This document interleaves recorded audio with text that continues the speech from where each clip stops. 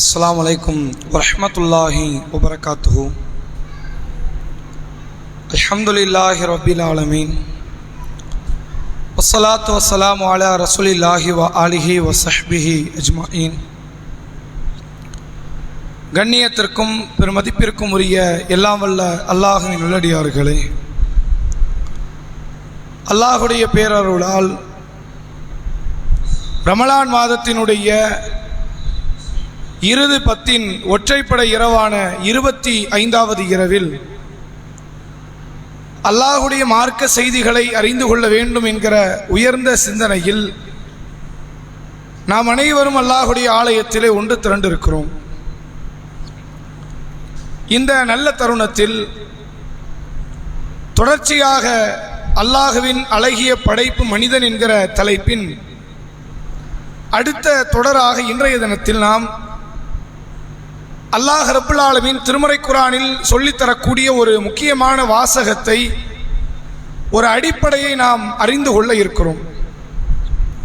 அல்லாஹ் குர்ஆனிலே சொல்லுகிறான், இந்த மனிதன் இருக்கிறானே இவன் பெரும் கஞ்சனாக படைக்கப்பட்டு இருக்கிறான், மிகப்பெரிய கஞ்சனாக இருக்கிறான் என்று சொல்லி மனிதனுடைய பண்புகளில் மிக முக்கியமான ஒரு பண்பாக மனிதன் தன்னுடைய வாழ்நாளில் கஞ்சத்தனத்தை வெளிப்படுத்துவதாக திருமறை குர்ஆன் நமக்கு வெளிப்படுத்துகிறது, சொல்லித் தருகிறது. இந்த கஞ்சத்தனம் என்கிற இந்த பண்பாட்டை பொறுத்தவரை இதுவும் மனிதர்களிடத்தில் அதிகமாக வெளிப்படக்கூடிய இடத்தில் இருக்கும். எந்த ஒரு நேரத்திலும் வாரி வழங்கக்கூடிய ஒரு பண்பாடு மனிதர்களிடத்தில் அதிகமாக பார்க்க முடியாது. எந்த அளவிற்கு இறைவன் மனிதன் கஞ்சன் என்கிற வார்த்தையை, வாசகத்தை பயன்படுத்துகிறான் என்று சொன்னால், அல்லாஹ்வுக்கு கருவூலங்கள் இருக்கிறது. அல்லாஹ்வுடைய கசானா அது முடிவற்ற ஒரு காரியம், ஒரு பெரும் கொண்ட ஆற்றல், அது அல்லாஹ்வுடைய கருவூலம். அல்லாஹ் சொல்கிறான், என்னுடைய கருவூலம், எனக்குரிய அருள் வளங்கள் நிறைந்த அந்த கசானா மனித குலத்திற்கு இருக்குமே ஆனால், அது வழங்கப்படுமே ஆனால், அப்போது மனிதன் கஞ்சனாகத்தான் இருப்பான்.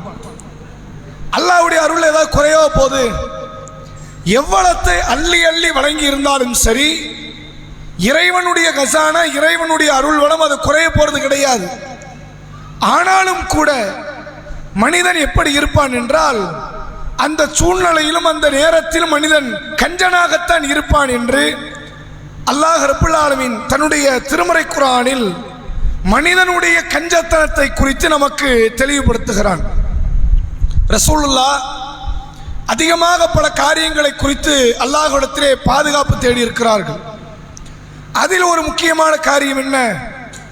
அல்லாஹும்ம இன்னி அஊது பிக்க மினல் ஹம்மி வல் ஹஸ்னி வல் அஜிஸி வல் கஸலி வல் ஜுப்னி வல் புக்லி வ தஇதைனி வ கலபத்தி ரிஜால். யா அல்லாஹ், துன்பத்தில் இருந்தும் துயரத்தில் இருந்தும், சோம்பலில் இருந்தும் இயலாமையில் இருந்தும், கஞ்சத்தனத்தில் இருந்தும் கோழைத்தனத்தில் இருந்தும், மக்களுடைய அடக்குமுறையில் இருந்தும், கடன் சுமையில் இருந்தும், இறைவா உன்னிடத்தில் நான் பாதுகாப்பு தேடுகிறேன் என்கிற வாசகத்தை, வார்த்தையை அல்லாஹ்வுடைய தூதர் அவர்கள் அதிகம் அல்லாஹ்விடத்தில் பாதுகாப்பு தேடி இருக்கிறார்கள். ரசூலுல்லாஹ் இன்னொரு இடத்துல ஒரு துஆவை சொல்லித்தராங்க, நீங்கள் எந்த தொழுகை தொழுதாலும் இந்த துஆவை கேட்காமல் விட்டு விடாதீர்கள். என்ன துஆ?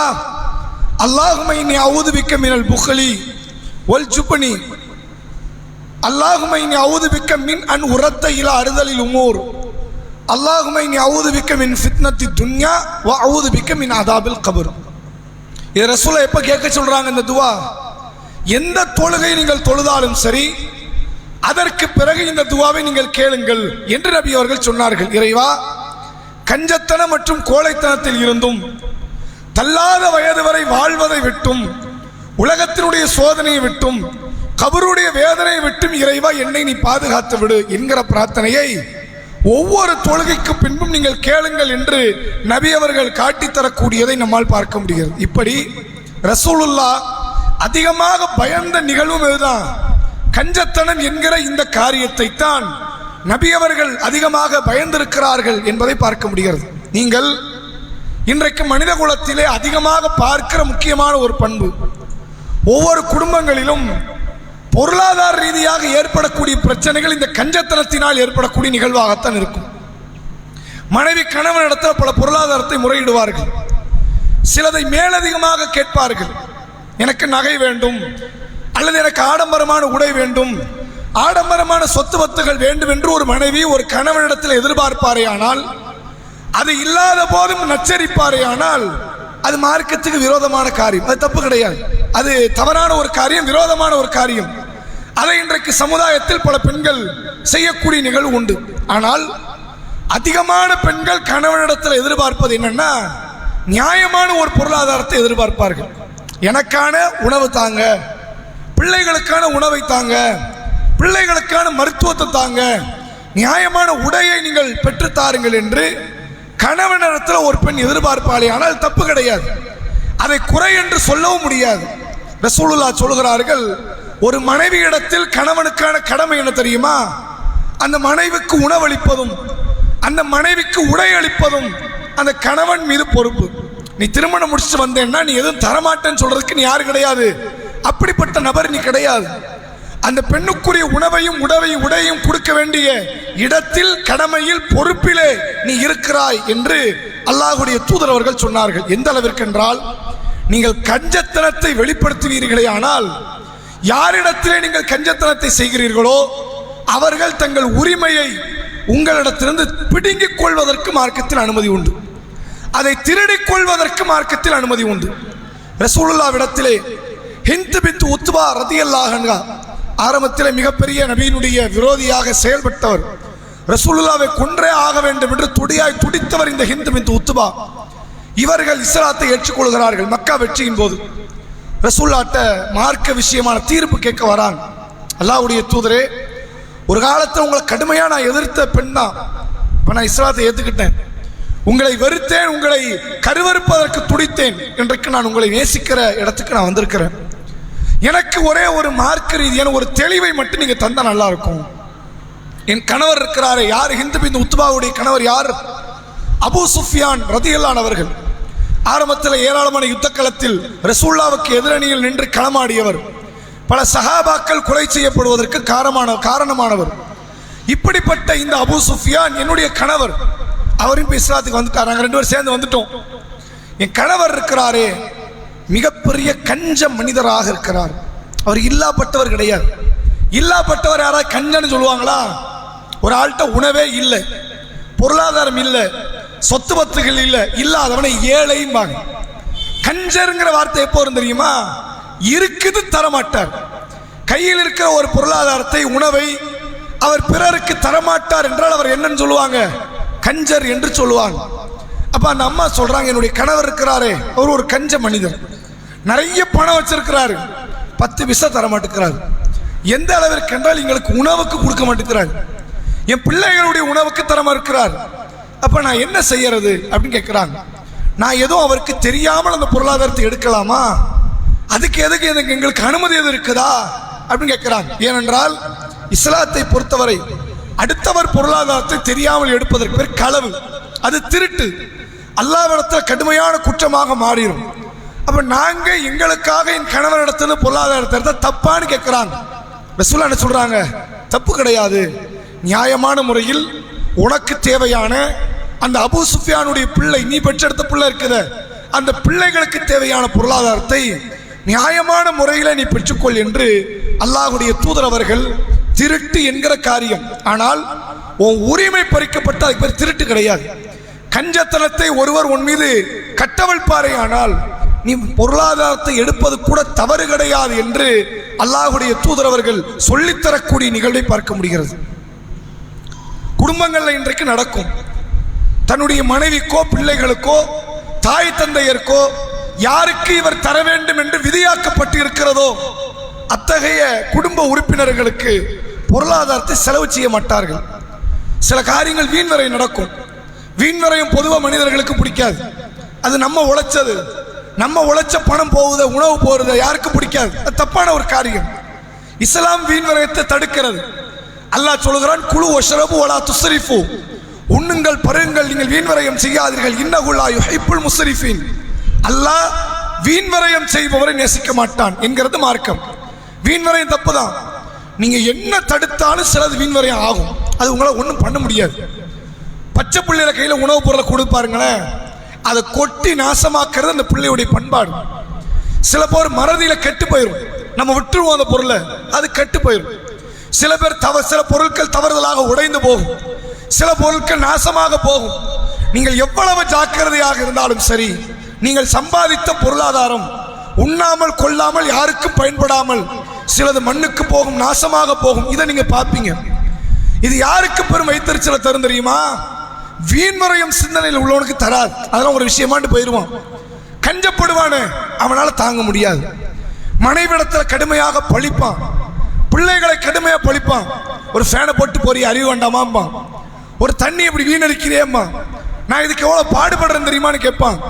ஒவ்வொரு சின்ன பெரிய காரியங்கள் ஆரம்பித்து அதற்கு கடுமையான சச்சரவுகளில் கஞ்சத்தனம் பிடிக்கக்கூடிய நபர்கள் ஈடுபடுவார்கள். இது உண்மையில் ஒரு தவறான ஒரு காரியம். நம்ம எவ்வளவு ஜாக்கிரதையாக இருந்தாலும் சரி, குடும்பத்தில் வீணாக வேண்டிய சில காரியம் வீணாகத்தான் செய்யும். ஒன்றும் பண்ண முடியாது, அதை தடுத்தலாம் நிறுத்த முடியாது. சில பொருளை வாங்கி வச்சிருப்போம், உணவை தட்டில் வாங்கியிருப்போம், 4 வாய் வச்சிருப்போம், அடுத்து உள்ள இறங்காது, உள்ள போகாது. கை வச்சு அலம்புன பொருள் அது என்னதான்? அது வீண் விரயம் தான். அது பிள்ளைங்க செஞ்சாலும் பெரிய ஆள் செஞ்சாலும் அது பேர் வீண் விரயம் தான். அதை ஒன்றும் செய்ய முடியாது. ஆசைப்பட்டு சில உணவுப் பொருளை வாங்கியிருப்போம், சாப்பிடாம தூங்கியிருப்போம், மறுநாள் கட்டு போயிருக்கும், வீண் விரயம் தான். அதை தடுக்க இயலாது. ஒரு சில காரியத்தில் ஏற்படுகிற வீண் விரயத்தை நீங்கள் என்ன நினைத்தாலும் அதை உங்களால் தடுத்து விட முடியாது. சில காரியம் இருக்கிறது, அது பெரிய பெரிய கப்பலே போகும், அதையெல்லாம் பல மக்கள் கண்டுகொள்வது கிடையாது. திருமணத்திலே அதிகமான வீண் விரயத்தை செய்வார்கள். லட்சக்கணக்கான உணவுப் பொருட்களை, அதுக்கு மதிப்பான உணவுப் பொருளை கொண்டு போய் குப்பைகளில் கொட்டுவார்கள். ஏராளமான பொருளாதாரத்தை கரியாக்குவார்கள். யாருடைய வயிற்றுக்கோ வாயுக்கோ தராமல் அதை நாசப்படுத்துவார்கள், பெருமைக்கு செலவழிப்பார்கள். அதைத்தான் இஸ்லாம் கண்டிக்கிறதை தவிர, ஒரு பிள்ளை போகும் தன்னுடைய வீட்டில், நம்முடைய பிள்ளைகள் மலையில் போய் நினைச்சிட்டு வந்து சளி பிடிச்சிட்டு வந்துடும், ஹாஸ்பிட்டலுக்கு போய் ஒரு 5000 ரூபா அதுக்கு செலவழிக்க வேண்டிய நிலைமை வரும். நல்லா இருந்த பிள்ளை சைக்கிள் ஓட்டுறேன்னு ஒரு பையன் வெளியே போவான், கீழே விழுந்துட்டு வருவான், மறுபடியும் ஹாஸ்பிட்டலில் படுக்கப்பட்டு 10,000 போகும். நமக்கு கடுமையான ஆத்திரம் வரும். இந்த பொருளாதாரத்தை 10 ரூபா பார்க்க எவ்வளவு கஷ்டப்படுறோம் தெரியுமா, எவ்வளவு சிரமம் தெரியுமா? இந்த நேரத்தில் தான் ஒரு ஆணிடத்துல கஞ்சத்தனம் வெளிப்படுகிற இடமே இங்கதான் ஆரம்பிக்கும். நீங்க எதை தடுத்திருக்கலாம்? வீணான முறையில இப்படி வேற வேற காரியங்கள் அழியதான் தடுக்கலாம். இந்த விபத்து நடக்கிறது உங்களால் தடுக்க முடியாது. பிள்ளைக்கு உடல்நிலை சரியில்லை, அதை உங்களால் தடுக்க முடியாது. வர்ற நோய் வந்துதான் ஆகும். செலவழிக்க வேண்டிய பொருளாதாரத்தை செலவழிச்சு தான் ஆகணும். இருக்கிற காசு செலவழித்து மேலதிகமாக கடன் வாங்க வேண்டிய நிலை ஏற்படும். நீங்க கடன் வாங்கித்தான் ஆகணும். இது உலகத்தில் அல்ல ஏற்படுத்திய பொதுவான நியதி. எனக்கு உள்ள பொருளாதாரத்துக்கு உட்பட்டு தான் செலவுகள் வரும், வராது. அப்படி 10,000 சம்பாதிக்கிறீங்களா, செலவு 11,000 வரும். 20,000 சம்பாதிக்கிறீங்களா, செலவு 23,000 வரும். 30,000 சம்பாதிக்கிறீங்களா, செலவு 35,000 வரும். இது நடக்கும். அப்படி நடக்கக்கூடாதுன்னு நினைச்சா என்ன செய்யலாம்? உங்களுடைய அனாவசிய தேவைகளை குறைத்துக் கொள்ளலாமே தவிர அத்தியாவசிய தேவை குறைக்காதீங்க. நிறைய மக்கள் செய்யற தப்பு தான். அனாவசிய தேவை நிறைய போய்கிட்டு இருக்கும், அதை கண்டுகொள்வதே கிடையாது. அத்தியாவசிய தேவை பிடிப்பாங்க. இன்னைக்கு ரொம்ப செலவாயிடுச்சு, மாச கடைசி ஆயிடுச்சு, அதனால எந்த விதமான உணவுப் பொருளும் கிடையாது, இருக்கிற சாப்பிட்டுட்டு போயிருங்கன்றவர். கஞ்சத்தனங்க வெளிப்படும். புள்ள முடியாம கிடக்கும், ஹாஸ்பிட்டல் கூட்டு போகணும், 500 ரூபா 1000 ரூபா செலவழிக்கணும். அதெல்லாம் ஒன்றும் பிரச்சனை இல்லை, சரியாயிரும். வீட்டில் அல்லான்னு படுக்க சொல்லு, எதையா மாத்திரை மருந்து எங்களுக்குள்ள இருக்கிறத கொடு, அது ஒன்றும் சரியாயிரும் அப்படிங்கிறது. அது பிள்ளையினுடைய பெரிய பெரிய பாதிப்புகளை கொண்டு போய் சேர்த்துரும். ஆனால் இந்த கஞ்சத்தனம் என்பது அத்தியாவசியத்தில் ஏற்படும் போது தான் தவறாக முடியுது. அதே நேரத்தில் அனாவசியமற்ற ஒரு சில செலவுகள் குடும்பத்தில் இருக்கும். அதுல ஒருத்தர் கஞ்சத்தனம் பட்டார், நீங்க அது தப்பெல்லாம் கிடையாது. இன்னைக்கு அதை பெண்கள் பெரிதாக பார்ப்பாங்க, குடும்பத்தில் உள்ள மக்கள் அதை பெரிதாக பார்ப்பார்கள். உழைக்கிறவனுக்கு தான் வழி தெரியும். யாருக்கு வழி தெரியும்? சும்மா இருக்கிற மக்களுக்கு வழி தெரியாது. வீட்டில் மனைவி இருக்கிறாங்க, காலையில் எழுந்ததுலேருந்து உணவுப் பொருளை எடுப்பாங்க, உணவை தயாரிப்பாங்க, வீட்டை சுத்தப்படுத்துவாங்க. அவர்களுக்கு சுத்தப்படுத்துவதையும் உணவை தயாரிப்பதை தவிர வேற வேலை கிடையாது. அதனால இந்த உணவு எப்படி வருதுங்கிற வழி தெரியாது, ஒரு பொருளாதாரம் எப்படி வருதுங்கிற வழி தெரியாது. அழகா ஒரு உணவுப் பொருளை வாங்குவாங்க, தயாரிப்பாங்க, அதை வீண்படுத்திடுவாங்க. பிள்ளைகளுக்கு உடம்பு சரியில்லை, பொருளாதாரத்தை செலவழிப்பாங்க.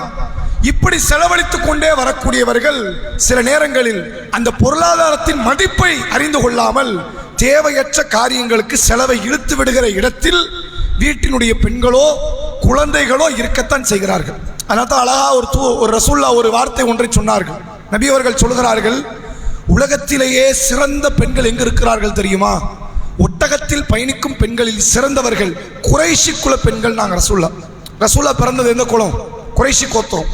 ரசூல்லா சொல்றாங்க, ஒட்டகத்திலேயே பயணிக்கிற பெண்களில் மிகச்சிறந்த பெண்கள் என்றால் அது குறைஷி பெண்கள். ஏனென்றால் அவர்கள் தங்கள் பிள்ளைகளை பரிவோடு பார்ப்பது மட்டுமல்லாமல் கணவன் பொருளாதார விஷயத்தில் அவர்கள் கண்ணியத்தை காப்பார்கள், பொருளாதாரத்தை சேமிப்பார்கள். பணத்தை சேர்க்கணும், என் கணவனுடைய பொருளாதாரம் வீணாகக்கூடாது. உழைக்கிறது அவர் தான், நான் உழைக்கல, ஆனா அவர் உழைக்கிறாருங்கிறதுக்கு நான் ஆசைப்படுத்தக்கூடாது, அது நல்லது கிடையாது. என் கணவரின் பொருளாதாரத்தை நான் சேமிக்கணும், நான் பாதுகாக்கணும் என்று துடிக்கிற பெண்கள் இருக்கிறார்களே, ரசூலா சொல்றாங்க இவங்க சிறந்த பெண்கள். நான் அப்ப நல்ல ஒரு அடிப்படை புரிந்து கொள்ள வேண்டும். சில செலவுகள் வரும், அதை கணவன் தடுக்க முடியாது, தடுக்கவும் கூடாது, தடுத்தால் அவன் கஞ்சனாகி விடுகிறான். சில அனாவசிய செலவுகள் வரும், அதை கண்டுகொள்ளாமல் ஒரு பெண் விடுகிறாளே, ஆனால் இவள் தான் வீண் விரயம் செய்யக்கூடியவள், இவள் தான் கணவனுடைய பொருளாதாரத்தை நாசப்படுத்தக்கூடியவள். ரசூலுல்லாஹ் ரெண்டு பேருக்குமான அழகிய வழிகாட்டுதலை சொன்னாங்க. கொஞ்சம் யோசிச்சு பாருங்க, சமுதாயத்தை நீங்க இப்படி சில ஆண்களை பார்க்கலாம், பள்ளி கட்டுமானம் காசு தாங்கன்னா தந்துருவாங்க, அல்லாஹ்வுடைய மார்க்க பணிகளை செய்யணும் தாங்கன்னா தந்துருவாங்க, அல்லது ஒரு ஏழையினுடைய சதக்கா தந்துருவாங்க. பிள்ளையுடைய செலவு தரமாட்டாங்க. யாருக்கு தரமாட்டாங்க? தாம் பெத்த பிள்ளைக்கு செலவு பண்ண மாட்டாங்க. தான் கட்டிய மனைவிக்கு செலவு செய்ய மாட்டார்கள். கட்டிய மனைவியோடு மன இணக்கத்துக்காக உறவு நெருக்கத்துக்காக செலவழிக்க வேண்டிய சில சூழ்நிலை வரும், செலவு பண்ண மாட்டாங்க. பணம் இருக்கும், வாங்க இந்த ரமலான் முடிஞ்சிருச்சு வெளியூர் போய் கொஞ்சம் சுத்தி பார்த்து ஒரு 2 நாள் போகுமா, அதெல்லாம் போகக்கூடாது, காசு செலவாயிரும், செலவாகத்தான் காசு இருக்கு, செய்ய மாட்டாங்க. ரசூலுல்லாஹ் ஒரு அழகான வழிகாட்டுதலை சொன்னார்கள். நபி அவர்கள்ட்ட ஒரு நபித்தோழர் வந்து கேட்கிறார், அல்லாஹ்வுடைய தூதரே, என்கிட்ட ஒரு திர்ஹம் இருக்கு, என்ன இருக்கு? ஒரு நாணயம் ஒன்று இருக்கிறது, இதை நான் எப்படி செலவழிப்பது சிறந்த நன்மையாக அமையும் கேட்கிறாங்க. ரசூலுல்லாஹ் சொல்றாங்க, முதல்ல உனக்கு செலவு பண்ணுன்னு. நல்ல சாப்பிட்டியா நீ? முதல்ல நல்ல ட்ரெஸ் போட்டிருக்கியா? நல்ல ஆடை நல்ல உணவு உனக்கு இருக்குதா? இல்லைன்னா முதல்ல உனக்கு செலவு பண்ணு, அதான் நல்லதுங்கிறாங்க. நீ அடுத்தவனுங்களாம் கொடுக்கக்கூடாது, அவன் நல்லா இருக்கணும். நீ சுவர் இருந்தால் தான் சித்திரம், எது இருந்தால் தான் சித்திரம் வரைய முடியும். முதல்ல சுவர் இருக்கணும், அப்புறம் தான் சித்திரம் வரையணும். அடுத்தவனுக்கு இந்த இதை கொடுத்துருவேன், நாளைக்கு நீ செத்து போயிருவிய, சாப்பாடு இல்லைன்னா சாவியா இல்லையா, முதல்ல உனக்கு கொடுனாங்க. சரி அல்லாஹ்வின் தூதரே, அதை தாண்டி எனக்கு பணம் இருக்கிறது, நான் என்ன செய்யறது? உன்னை சுத்தி உள்ளவனுக்கு கொடு. உன்னை நம்பி யார் தான் இருக்கிறா? உன் மனைவி, உன் பிள்ளைங்க, உன் தாய் தந்தை, இவங்க உன்னை சுற்றி உள்ள உன் பொருளாதாரத்தை மட்டும் நம்பி இருக்கக்கூடியவர்கள் இந்த 3 ஜீவன்கள். உன் பெற்றோர், உன் மனைவி, உன் பிள்ளைகள், உன் பணத்தை மட்டும் தான் நம்பியிருப்பாங்க, அவங்களுக்கு வேற போக்கிடம் கிடையாது, அவங்களுக்கு செலவு செய்ய. ரசூலுல்லாஹ் சொன்னாங்க, இது தர்மத்தில் சேரும். எது தர்மத்தில் சேருமா? உன் மனைவிக்கு கொடுப்பல்லப்பா, நீ எண்ணி பெருநாள் ட்ரெஸ்ஸுக்கு எடுத்து வைப்ப, இது தர்மம். உன் பிள்ளைக்கு கொடுப்ப பெருநாள் ட்ரெஸ், தர்மம். உன் பிள்ளை நாளைக்கு ஏதாவது ஒரு இடத்துல விழுந்துட்டு வரும், ஹாஸ்பிட்டல்ல கிடக்கும், நீ செலவு செய், தர்மம். உன் தாய் தந்தைக்கு கொடு, தர்மம். உன் மனைவிக்கு, உன் பெற்றோருக்கு, உன் பிள்ளைகளுக்கு செலவழிப்பது இருக்கிறதே, அதை தர்மம் என்று நபி அவர்கள் சொன்னார்கள். அது மட்டுமல்ல, லா தஹ்கிரன்ன மினல் மாரூஃபி ஷையா, மக்களே, நன்மையில் எதையுமே நீங்கள் அற்பம் என்று நினைத்து விடாதீர்கள். எல்லா நன்மையான காரியத்திற்கும் அல்ல கூலியை வழங்குகிறான். எதற்கு தருகிறான் தெரியுமா? மனைவியுடைய வாயில் ஒரு கவள உணவை ஊட்டி விடுவதற்கு கூட இஸ்லாத்துல நன்மை. இது 2 அடிப்படையில் புரிஞ்சுக்கணும் இந்த செய்தியை. ஒன்று, ஊட்டி விடுறது நல்ல காரியம். கணவன்மார்கள் இருக்கிறார்களே, மனைவிமார்கள் தர்ற உணவு அவங்க நின்றுகிட்டு இருப்பாங்க, இவர் சாப்பிடுவார். சாப்பிட்டு மனைவிக்கு இருக்குதா பிள்ளைக்கு இருக்குதா என்ன அடிப்படையில் வச்சாங்க அதை யோசிக்கிறதே கிடையாது. மனைவி கணவனுக்காக மொத்தத்தை சட்டியில் இருக்கிறதெல்லாம் கொண்டு வந்து வச்சிருவாங்க, சாப்பிட்டுட்டு கண்டிப்பா நமக்கு தராமையே பேர போறாரு. இவர் இதை யோசிக்கிறதே கிடையாது, எல்லாத்தையும் ஒரு சாப்பிட்டுட்டு அன்னைக்கு சாப்பிட்டாச்சா எல்லாருமே படுங்கன்றுவார், வேலையை முடிச்சிருவார். ரசூலுல்லாஹ் சொல்றாங்க, பக்கத்தில் அமர வைங்க, நீங்க ஊட்டி விடுங்கிறாங்க. நீ மட்டும் சாப்பிடாத, அவளுக்கு நீ சாப்பிட கொடு. இதை ஊட்டி விடுங்கிற 2 அடிப்படை. உன் கரத்தால் உணவை எடுத்து ஊட்டி விடுவதும் பொருந்தும், உன் பொருளாதாரத்தால் உன் மனைவிக்கு நீ உணவளிப்பதும் ஊட்டி விடுவதில் பொருந்தும். ரசூலுல்லாஹ் சொல்றாங்க, மனைவிக்கு நல்ல காரியத்தை பண்ணு, மனைவிக்கு உணவு கொடு, மனைவிக்கு உடைய கொடு, மனைவியை பராமரிச்சுக்க, இது தர்மம். நாங்க ரசூலுல்லாஹ் எது தர்மமா? ஏழையை சந்தித்து பொருளாதாரத்தை தருவது மட்டும் அல்ல தர்மம். பள்ளியின் கட்டுமானத்திற்காக பொருளாதாரத்தை தருவது மட்டும் அல்ல தர்மம். மார்க்கத்தினுடைய காரியங்களுக்கு செலவழிப்பது மட்டும் அல்ல தர்மம். ரசூலுல்லாஹ் நினைச்சு அப்படி பண்ணிருக்கணுமா இல்லையா? உன் குடும்பத்துக்கு கொடுனாங்க. நம்ம இதே தொடர்ல ஒரு செய்தி பார்த்தோம். அபூ தல்ஹா ரதியல்லாஹு அவர்கள் நபி அவர்கள்ட்ட வராங்க, ரசூலாட்ட வந்து சொல்றாங்க, 4வது ஜுஸுடைய முதல் வசனம், லன் தனாலுல் பிர்ர ஹத்தா துன்ஃபிகு மிம்மா துஹிப்பூன், நீங்கள் விரும்பியதை செலவு செய்யாத வரை அல்லாஹ் உங்களுக்கு நன்மை ஒருபோதும் தரமாட்டான் என்ற வசனம். இந்த வசனம் வந்த உடனே அபூ தல்ஹா ரலியல்லாஹு அவர்கள் சொன்னார்கள், அல்லாஹ்வுடைய தூதரே, எனக்கு விருப்பமானது மதீனா பள்ளிவாசலுக்கு எதிரிலே உள்ள பைருஹா என்கிற தோட்டம், இந்த தோட்டத்தை நான் கொடுத்துட்றேன். ரசூல் என்னதான் சொன்னாங்க, அவன் சொந்த பந்தத்துக்கு கொடுனாங்க. அவன் முடியாமல் இருப்பான இல்லையா, இது 2 கூலினாங்க. பெருநாள் தொழுகை முடிகிறது. நபி அவர்கள் சொன்னார்கள், பெண்களே உங்களை நரகத்தில் அதிகம் நான் பார்த்தேன் என்றார்கள். உடனே எல்லா பெண்களும் சதக்கா கொடுக்க வந்தாங்க. அப்துல்லா இப்னு மசூத் ரலியல்லாஹு அவர்களுடைய மனைவி ஸைனப் ரலியல்லாஹு அன்ஹா வீட்டுக்கு போறாங்க, நகை எடுக்கிறாங்க, வீட்டை விட்டு புறப்படுறாங்க. அப்துல்லா இப்னு மசூத் வந்து தடுக்கிறார். யாரு? வீட்டுக்காரர் வந்து தடுக்கிறார். எங்கம்மா போற? இல்ல ரசூலா இப்பதான் பெருநாள் தொழுகையில சொன்னாங்க தர்மம் பண்ணுங்கன்னு, அதான் என் நகையை நான் கொடுக்க போறேன். நாங்க அப்துல்லா இப்னு மசூத் ஏழையா இருக்கிறார். அவர் தான் மனைவிக்கு உணவு கொடுத்துக்கிட்டு இருக்கிறார். அவர் தான் பிள்ளைகளை கவனிச்சுக்கிட்டு இருக்கிறார். மனைவி கிட்ட நகை இருக்குன்னு இவருக்கு நல்லா தெரியும். இப்போ வரைக்கும் அவர் கேட்கவே இல்லை, இவனோட தான் நகை இருக்குத அதை தான். அவர் ஜென்டில்மேனா இருக்கிறார். அது அவ பொருளாதாரம். நம்ம தொடர்றது என்ன கிடையாது, அது ஒரு முறை கிடையாது, கேட்கக்கூடாது, நியாயமா இருக்கணும் அப்படின்னு விட்டுட்டார். இப்போ என்ன ஆகுது, இந்த நகை வெளியே ஏதோ ஒரு ஏழையோடைய வயிற்று நிரப்ப போகுது. அதுக்கு அதுக்கு தான் கொடுக்க போறாங்க. அவங்க கேட்கறாங்க, யாருக்கோ கொடுக்குற இல்லாம எனக்கு நீ தரலாமே, நான் கஷ்டமா இருக்கேன்னு தெரியுமா இல்லையா உனக்கு, உன் வீட்டுக்காரன் உனக்கு உணவு கொடுக்குறேன், நம்ம பிள்ளைகளை பார்த்துக்கிட்டு இருக்கிறேன், நீ எனக்கு அதுக்கு அந்த பணத்தை தந்தா நல்லா இருக்குமேங்கிறாங்க. அப்போ அவங்க சொல்றாங்க, சரிதான், நபிட்ட ஒரு வார்த்தை கேட்டுட்டு வந்து நான் கொடுக்குறேன்ட்டு போயிட்டாங்க. ரசூல்லாவை சந்திக்கிறாங்க, பெரிய சம்பவம். ரசூல்லாவை சந்திக்கிறாங்க, சந்தித்து சொல்கிறார்கள், அல்லாஹ்வுடைய தூதரே, நான் நீங்க சொன்னீங்களேன்னு தர்மம் செய்ய நகையை எடுத்துட்டேன். என் கணவர் வந்து வழிமறித்தார், நானும் வறுமையில் இருக்கிறேன், அந்த சதக்காவை எனக்கு தரலாமேன்னு கேட்கிறார், நான் என்ன செய்யறதுன்னு கேட்டாங்க. ரசூல்லா என்ன சொல்லி இருக்கணும், அதெல்லாம் நீ அவருக்கெல்லாம் கொடுக்கக்கூடாது, உன் வீட்டுக்காரர் கொடுத்தா சதக்காவாகுமா, நீ ஒழுங்கு மரியாதை ஏண்டதா, நான் கொண்டு போய் ஏழைகளுக்கு கொடுக்குறேன், பள்ளிவாசலை கட்டுறேன், அல்லாஹ்வுடைய பாதையில போர்க்களத்தில் செலவழிக்கிறேன் அப்படி சொன்னாங்களா ரசூல்லா? கிடையாது. அவர் உன் கணவர் சொன்னது சரிதான், அவர் தேவையில இருக்கும்போது நீ அடுத்த ஆள் கொண்டு போய் கொடுக்கலாமா, கஷ்டத்தில் ஓ வீட்டுக்காரலாமா இருக்கிறாரு, கொண்டு போய் அந்த பணத்தை நகை அவர்கிட்ட கொடு, உனக்கு 2 கூலினாங்க ரசூல்லா. எத்தனை கூலியா? நீ வெளியே கொடுத்தா உனக்கு 1 கூலி, வீட்டுக்குள்ள கூட 2 கூலினாங்க. அப்ப ரசூல்லா தர்மத்தை ஆர்வம் ஊட்டாமல் அல்ல, தர்மம் வெளியே போகணும், உள்ள உன்னை விட்டுட்டு எதுக்கு வெளியே கொடுக்குற, அவசியமே இல்லையே. நபி அவர்கள் சொன்னார்கள், நீங்கள் அஃபுவை, வீணானதை, உபரியானதை நீங்கள் தர்மம் செய்யுங்கள். எங்கிருந்து ஆரம்பிக்கணும்? உங்களுக்கு நெருக்கத்துக்குரியவர்கள்ட்ட இருந்து முதல்ல ஆரம்பிங்க, அங்கிருந்து கொடுங்க. அங்கெல்லாம் கொடுக்க மாட்டார்கள், கரிமி என்கிற பெயரை பெற்றுக் கொள்வார்கள், கஞ்சர் என்கிற பெயரை பெற்றுக் கொள்வார்கள். ஊர் உலகத்திற்கு கொண்டு வந்து செலவழிக்கக்கூடிய ஒரு நிலை ஒருவரிடத்தில் இருக்குமே ஆனால் அவர் அல்லாஹ்விடத்தில் பிடிபடுவார். கடமை அங்கதான் கொடுக்கணும். சில மக்கள் எல்லாத்தையுமே கொடுப்பாங்க, வெளி உலகத்துக்கு கொடுக்க மாட்டாங்க, அவரும் கஞ்சர். சில மக்கள் எல்லாத்தையும் வெளியே கொடுப்பாங்க, கபரு, நம்ம கபருக்கு கொடுக்கணும், நம்ம மறுபடியும் கொடுப்பாங்க, குடும்பத்தாருக்கு கொடுக்க மாட்டாங்க. ரசூலுல்லாஹ்வுடைய பண்பாட்டை நீங்கள் பாருங்கள். தங்களிடத்தில் பொருளாதாரம் இருந்தால் தன் மனைவிக்கும் உணவளிப்பார்கள், தன் பிள்ளைகளுக்கும் கொண்டு போய் சேர்ப்பாங்க, தன்னுடைய பேர பிள்ளைகளுக்கும் கொடுப்பாங்க. அதை தாண்டிய அதிகப்படியான பொருளாதாரத்தை ஏழை எளியவர்கள் அடுத்த மக்களுக்கு கொண்டு வந்து ரசூலுல்லாஹ் சேர்ப்பார்கள். இது நபியினுடைய பண்பாடு. அப்ப கஞ்சத்தனம் என்கிற இந்த பண்பு இருக்கிறதே, அது நம்மை வெவ்வேறு நேரங்களில் வெவ்வேறு சூழ்நிலைகளில் பெரும் பாவியாக மாற்றிவிடும் என்பதை மார்க்கம் காட்டுகிறது. எனவே ஒரு சிறந்த மனிதனாக வாழ்வது என்பது தன்னுடைய பொருளாதாரத்தை தனது குடும்ப உறுப்பினர்களுக்கு செலவழிப்பதில் தான் அவன் சிறந்த மனிதன் என்கிற இடத்தை அடைகிறான். அதனால தான் ரசூலுல்லாஹ் சொன்னாங்க, ஹைருக்கும் லியஹ்லீனாங்க, உங்களில் சிறந்தவர் யார் தெரியுமா? தன் மனைவி இடத்தில் சிறந்தவராக யார் இருக்கிறாரோ அவர் தான் உங்களில் சிறந்தவர். மனைவிட்ட எப்போ நல்ல பேர் வாங்க முடியும்? மனைவியை கண்ணியமாக பார்ப்பதனால் மட்டுமல்ல, மனைவிக்கு நீங்கள் நல்ல வார்த்தைகளை பேசுவதனால் மட்டுமல்ல, மனைவியை கொஞ்சம் கொலாவுவதனால் மட்டுமல்ல, மனைவிக்கு தேவையான பொருளாதாரத்தை சில வேளைகளை நீங்கள் செலவழிப்பதும் கூட மனைவியிடத்தில் உங்களை நல்ல பெயர் உடைய மனிதராக மாற்றிவிடும். ரசூலுல்லாஹ் சொன்னாங்க, உங்களில் சிறந்தவர் உங்கள் மனைவிமாரிடத்தில் யார் சிறந்தவரோ அவர்தான் நான். சொல்லிட்டேன்னு சொன்னாங்க, அன கைருல் யாகில், நான் யார்? நான் என் மனைவிமார்களிடத்தில் சிறந்தவன். ரசூலுல்லாஹ் தடுத்த ஒரே காரியம் என்ன தெரியுமா? தனக்குத்தானே தடுத்து கொண்டது.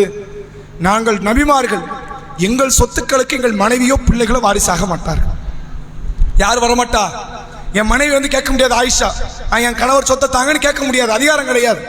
என் பிள்ளை ஃபாத்திமா வந்து கேட்க முடியாது, என் பேர பிள்ளை ஹசன் ஹுசைன் வந்து கேட்க முடியாது, எங்க பாட்டனார் சொத்து தாங்கன்னு கேட்க முடியாது. ஏன்? நபிமார்களுடைய சொத்துக்கள் வாரிசாக்கப்படாது, அது ஏழை எளியவர்களுக்கு கொடுக்கப்படணும் நான். ஆனால் அந்த ரசூலுல்லாஹ்வுடைய பொருளாதாரத்திலிருந்து தன் மனைவிமார்கள் சாகர வரை அவர்களுக்கு உணவளிக்கப்படணும்னு ரசூலுல்லாஹ் சொல்லிட்டு போனாங்க. என் மனைவிமார்களுக்கு சாப்பாடு கொடுத்துருங்க, ஏன்னா எனக்கு அப்புறம் அவங்க வேற யாரையும் திருமணம் முடிக்க முடியாது. திருமணம் முடிக்க கூடாது. என் மனைவியாக இங்கேயும் இருப்பார்கள், ஆகிரத்திலும் இருப்பார்கள். அப்படிப்பட்ட என்னுடைய மனைவிமார்களுக்கு எனது பொருளாதாரத்தில் இருந்து அவர்கள் சாகர வரை உணவுப் பொருளை மட்டும் கொடுத்துக்கிட்டே இருங்க. அன்றாட தேவை இருக்கும்ல, இந்த பேரிச்சம்பழம் கோதுமை நேரத்தையாக கொடுங்க. வயிற்ற கழுவணுமா இல்லையா, அதுக்கு கொடுத்துருங்க. மௌத்துக்கு அப்புறம் மொத்த சொத்துக்கள் எங்க போயிடணும்? என் மனைவிமார்கள் எல்லாரும் மௌத்தாயிட்டாங்கிறதுக்கு அப்புறம் மொத்த சொத்துக்கள் அரசு கசானாவில ஒப்படைக்கப்படணும் நாங்கள் சொல்லலாம். அப்ப இந்த அடிப்படையை நீங்கள் புரிந்து கொள்ள வேண்டும். அல்லாஹ்வுடைய தூதர் அவர்கள் எவ்வளவுதான் தன்னை தாண்டிய வெளி உலக மக்களை கவனித்துக் கொண்டாலும் தன் மனைவி ரசூலை கைவிடல. தன் பிள்ளைகளுக்கு ஏதாவது கொடுக்க வேண்டிய ஒரு நியாயமான உணவுப் பொருளை பொருளாதாரத்தை ரசூலா கொடுக்க மறுக்கல. ஆனால் அதே நேரத்தில் வெளி உலக மக்களையும் பார்த்து கொண்டார்கள். ரசூலுல்லாஹ் ரெண்டையுமே பேலன்ஸ்ல பார்த்ததுனால மட்டும்தான் நபி அவர்களை தர்ம சிந்தனை கொண்ட மனிதராக அல்லாஹ்வும் அடையாளப்படுத்துகிறான், ஹதீஸும் நமக்கு அடையாளப்படுத்துகிறது. ஒருவேளை ரசூலா ஒரு இடத்துல கூடுதலாக ஒரு இடத்துல ரசூலா குறைவா இருந்திருந்தா அங்க என்ன இருக்காது, சிறந்த ஒரு மனிதராக பெற்றிருக்க முடியாது. நபி அவர்கள் சொன்னார்கள், உஹது மலை அளவுக்கு தங்கமே என்னிடத்தில் இருந்தாலும் 2 இரவு அல்லது 3 இரவுல அதை தர்மமாக்கிடுவேன், நான் மொத்தமா ஆக்குவேன்னு சொல்லல. அப்ப சொல்றாங்க ரசூல்லா, சில தங்க நாணயத்தை நான் எனக்குன்னு எடுத்து வச்சுக்குவேன். ஏன் தெரியுமா, எனக்கு கொஞ்சம் கடன் இருக்கு, நான் அதை அடைப்பேங்கிறாங்க. கடனை அடைப்பது இது குடும்பத்துக்கு செய்யக்கூடிய செலவினங்கள்ல உள்ளது. ரசூலா எவ்வளவு அழகா பேலன்ஸ் பண்றாங்க பாருங்க. இன்றைக்கு நம்முடைய நிலைமையை நீங்கள் எடுத்துக்கொள்ளுங்கள். மனைவிமார்களுக்கு செலவழிப்பதை பெரிய பாரமாக பார்க்கிறார்கள்.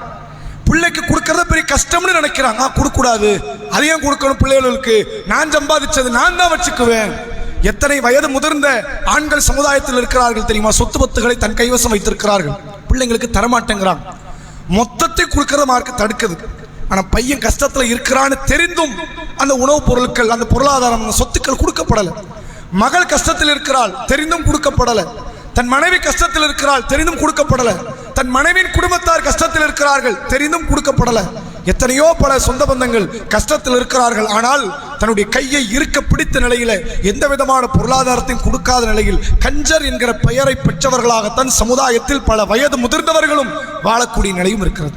நீங்க மொத்தத்தை கொடுத்துட்டா உங்களை ஏமாத்திடுவாங்க ஊர் மக்கள்.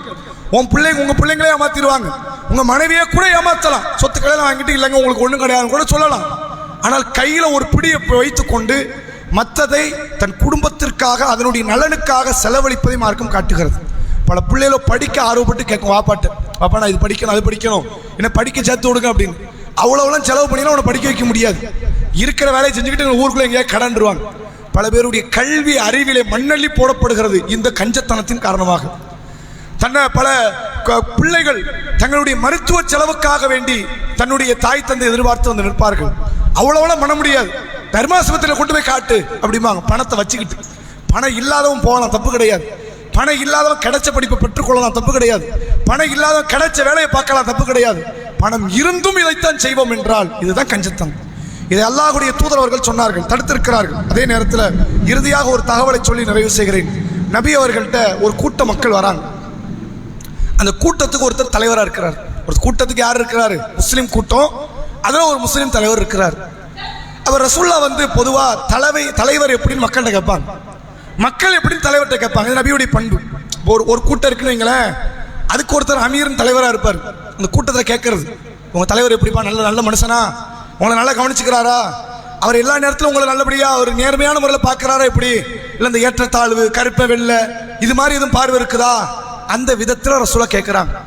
அப்போ வந்த மக்கள் சொல்றாங்க, அல்லாஹ்வின் தூதர் நல்ல மனுஷன், எங்க தலைவர் யாரு தங்கமான மனுஷன், ஆனா அவருக்கு ஒரே ஒரு குறை இருக்கு, மனுஷன் பொருளாதாரத்தை வெளியே காட்டவே மாட்டார், பெரிய கஞ்ச மனிதர். ஒரு பணங்காசு இருக்குத கொடுப்போமே அந்த எண்ணமே வராது, தூக்கி முடிச்சு தூக்கி உள்ள வச்சுக்கிறது. இந்த கஞ்சப்படுவாரை தவிர மற்றபடி இறக்கம் உள்ளவர் தான், மற்றபடி நேர்மையானவர் தான். ஒரு கெட்ட வார்த்தை வராது, மக்களை பாகுபாடு காட்ட மாட்டாரு, நேர்மையான முறையில் பார்ப்பாரு. அதெல்லாம் எந்த பிரச்சனை, தொழுகை உண்டு, அதெல்லாம் நல்லா இருக்கிறாரு. என்ன பிரச்சனை, கொஞ்சம் கஞ்சப்படுவார். ரசூலா என்ன தெரியுமா பதில் சொன்னாங்க, கஞ்சப்படுவார்னு தெரிஞ்சு அவர் எப்படி நீங்க தலைவராக்குனீங்கன்னு கேட்டாங்க. என்ன அர்த்தம், இந்த பண்பாடு தலைமைத்துவக்கு தகுதியே கிடையாது. குடும்பத்தில் எல்லா ஆண்களும் யாரு தலைவர்கள், குடும்ப தலைவன் கஞ்சப்படக்கூடாதுங்கிறதுக்கு ரசூலா காட்டுகிற ஒரு வழிமுறை. அப்ப இந்த அடிப்படை புரிந்து கொண்டு மனைவிக்கு செலவழிக்கக்கூடிய கணவன்மார்கள் மனமோந்து கொடுங்க, அதெல்லாம் சதக்கால சேருது. மனைவி விரும்பி 2000 ரூபாய் ட்ரெஸ்க்கு பதில் 4000 ரூபாய் கேட்கறாங்களா, பணம் இருக்குதா இல்லைன்னா பிரச்சனை இல்லை, கேட்கிற மனைவி மேலதான் தப்பு. ஏமா என்கிட்ட பணம் இல்லையம்மா ஏமா கேட்கறேன்னா அல்ல அந்த பெண்ணை தான் கண்டிக்கணும், மார்க் அந்த பெண்ணை தான் கண்டிக்குது. உங்க வீட்டுக்காண்ட இல்ல நீ துவா செய்யி, கணவனுக்கு உதவி செய்யி, அவனுக்கு அல்ல ஒரு பொருளாதாரத்தை நாளைக்கு தருவான், அப்புறம் உனக்கு தருமா அந்த பணம், தப்பு கிடையாது. கணவன்கிட்ட இருக்குது, அந்த பணம் மேலதிகமாக இருக்கிறது. 2000 ரூபா ட்ரெஸ்ஸுக்கு பதிலாக 4000 ரூபா ட்ரெஸ் வாங்கி கொடுத்தா மனமோ வந்து 6000 வாங்கி கொடுங்களேன், தப்பு கிடையாது. பிள்ளைகளோ கேட்கறது விருப்பப்பட்ட வாங்கி கொடுங்க. அந்த பிள்ளைங்களுக்கு ஒழுக்கத்தையோ மார்க்கத்துக்கோ விரோதம் வராத வகையில் பிள்ளையினுடைய ஆசைகளை ஆசாபாசங்களை நிறைவேற்றுவதில் என்ன தப்பு இருக்கு? அல்லாஹ் உங்கள்கிட்ட பிள்ளைய கொடுத்ததுக்கான காரணமே நீங்க தருவீங்கன்னு தான் கொடுத்துருக்கிறோம். ஒரு ஏழை கிட்ட கொண்டு போய் இந்த பிள்ளைய கொடுத்துருப்பானா இல்லையா? கொடுத்துருப்பான். ஏழைக்குடைய வாழ்வாதாரத்தை இந்த பிள்ளை சேர்த்திருப்பானா இல்லையா? சேர்த்திருப்பான். உங்கள்கிட்ட கொண்டு வந்து கொடுத்ததுக்கு தெரியுமா? நீங்களும் ஏழை மாதிரி நடக்கிறதுக்கு இல்லை. பணம் இருக்கிற நீங்க உங்க பிள்ளைக்கு செலவு பண்ணுங்க, உங்கள் மனைவிக்கு செலவு செய்யுங்கள், உங்கள் தாய் தந்தைக்கு செலவு செய்யுங்கள், எல்லாருக்கும் மனம் வந்து கொடுங்கள். அதை தாண்டி வெளி உள்ள ஏழைகள், அல்லாஹுடைய பாதை, மார்க்கத்தினுடைய கடமை எல்லாவற்றுக்கும் செலவு செய்யுங்கள். அல்லாஹ் ரப்புல் ஆலமீன் சொல்லுவதாக நபி அவர்கள் சொன்னார்கள், எப்ன ஆதம் அன்ஃபிக் அலைய, எனக்காக வேண்டி ஆதமுடைய மகனே நீ செலவு செய், தர்மம் செய். உன்ஃபிகு அலைக்க, உனக்கு நான் தருகிறேன்கிறான். இந்த பணத்தை மட்டும் நான் கொடுக்க சேருங்கிறது இஸ்லாம். உலக பார்வையில் பாருங்க, கொடுத்த சேராதுல 1000 ரூபா இருக்குது, 50 ரூபா கொடுத்துட்டேன், குறையுமா குறையாதா? குறையும். மறுபடியும் 50 கொடுக்குறேன், குறையும். மறுபடியும் 50 கொடுக்குறேன், குறையும். அல்லாஹ் சொல்றான், என் முகத்தை எதிர்பார்த்து, என் திருப்தியை எதிர்பார்த்து உன் மனைவிக்கு, பிள்ளைக்கு, குடும்பத்துக்கு, வெளி உலகத்துக்கு, ஏழை எளியவனுக்கு, அல்லாஹ்வுடைய பாதைக்கு நீ கொடு, நான் சேர்த்துக்கிட்டே வரேங்கிறான். பணத்தை நான் அதிகப்படுத்தி கொண்டே இருக்கிறேன்கிறான். எம் ஹக்குல்லாஹு ரிபா வ யுர்பி ஸதகா, அல்லாஹ் வட்டியை அழிக்கிறான், தர்மத்தை வளர்க்கிறான். தர்மம் ஒருபோதும் செல்வத்தை குறைக்காது. நாங்கள் சொல்லலாம், தர்மம் என்ன செய்யாது? செல்வத்தை ஒருபோதும் குறைக்காது. மனைவிக்கு கொடுப்பது தர்மம், பிள்ளைக்கு கொடுப்பது தர்மம். நீங்கள் உங்கள்கிட்ட பணம் நிறைய இருக்குதா? சுலைமான் நபி கட்டினதை விட பெரிய வீடு கட்டிட முடியுமா? நல்ல வீடு கட்டுங்க, தப்பு கிடையாது. நல்ல அழகான வீடே கட்டுங்க, மார்க்கத்தில் என்ன கிடையாது? தவறு கிடையாது. ஒரு நாட்டு அரசு பெண் சுலைமான் நபியினுடைய மாளிகைக்குள் வரும்போது பளிங்கி கற்களை பார்த்துட்டு ஆடையை தூக்குறாங்க. அந்த பெண்ணை ஒரு அரசி, அந்த பெண் பார்க்காத பெரும் பிரம்மாண்டமான கற்களை கொண்டு சுலைமான் நபி வீட்டை மாளிகை கட்டியிருக்கிறார். அல்லாஹ் கண்டிச்சானா? என்ன சுலைமானே இது ஆடம்பரமா இல்லையா அப்படின்னு நல்லா கேட்கல. எதுல ஆடம்பரம் கூடாதுன்னு அல்லாஹ் தனியாக தடுத்திருக்கிறான், எதுல வீண்வரையும் கூடாதுன்னு அல்லாஹ் தடுத்திருக்கிறான். அது அல்லாத காரியங்கள்ல மார்க்கத்துக்கு உட்பட்டு சக்காத்தை கடமைகளை நிறைவேற்றி விட்டால் பணத்தை அழகா செலவு பண்ண தப்பு கிடையாது. நல்ல ஒரு 20 லட்சம் இல்லை 20 கோடி கார் வாங்கி நிறுத்துங்க, தப்பு கிடையாது. உங்கள்கிட்ட தான் பணம் இருக்குது, இருக்கிறனால தான் நீங்க வெளிப்படுத்துறீங்க. அல்லாஹ் குர்ஆனிலே சொல்கிறான், வம்மா பி நிஅமத்தி ரப்பிக்க ஃபஹத்திஸ், அல்லாஹ் உங்களுக்கு கொடுத்த அருள் கொடை நீங்கள் வெளிப்படுத்துங்கள்ங்கிறான், அறிவியுங்கள்ங்கிறான். எப்படி அறிவிக்கணும்? நான் பெரிய பணக்காரன், ஆனா ஒரு 100 ரூபாய்க்கு தான் சட்டை வாங்கி போடுவேன் அப்படின்னு இது அறிவிக்கிறது கிடையாது. நான் பெரிய கோடீஸ்வரன், நான் ஒரு காலம் எனக்கு இந்த ஒரு வாகனத்தை பெற்றுக்கொள்ள மாட்டேன், இது அறிவிக்கிறது கிடையாது. நீங்க பணக்காரன் தானே, நியாயமான முறையில் உங்கள் பணத்திலிருந்து உங்கள் உடைக்கு செலவு பண்ணுங்க, நியாயமான முறையில் உங்கள் பணத்திலிருந்து உங்கள் வாகனத்துக்கு செலவு பண்ணுங்க. நல்ல ஒரு அழகான வாகனம், அழகான ஆடைகள், அழகான வீடு, எல்லாத்தையும் அழகா அமைச்சுக்கோங்க. பணம் இருக்குதா இல்லையா? நீ தான் சக்காத்து கொடுத்துட்டியே, நேர்மையா தானே சம்பாதிச்சிருக்கிற, அட நல்ல செலவு பண்ணப்பா என்று மார்க்கம் சொல்லுகிறது. பணம் இல்லைன்னா பிரச்சனை இல்லை, இருக்கும்போது பண்ணிட்டு போ. சுலைமான் நபி எவ்வளவு கெத்த வாழ்ந்தாங்க தெரியுமா? மார்க்கம் காட்டி தருகிறது. அப்படி ஒரு நிலை உங்களுக்கு பணம் கிடைத்தால் கூட நல்ல முறையில் வாழுங்க. ஜக்காத்தை கொடுத்து விட்டு, கடமையை நிறைவேற்றி விட்டு, ஹலாலாக பொருளாதாரத்தை சேர்த்து விட்டு நீங்கள் அவ்வாறு இருப்பதை மார்க்கம் உங்களை தடுக்கவில்லை. எனவே கஞ்சத்தனத்தை, பொருளாதாரத்தை சுருக்கி நெருக்கி அதை பிடித்து கொண்டு அப்படி ஒரு வாழ்க்கை வாழ்ந்து இந்த பணத்தை கபருக்கா கொண்டு போறீங்க? கபரிலே செல்ல போது, மறுமையிலே செல்ல போது அது தேவைப்பட போகிறதா?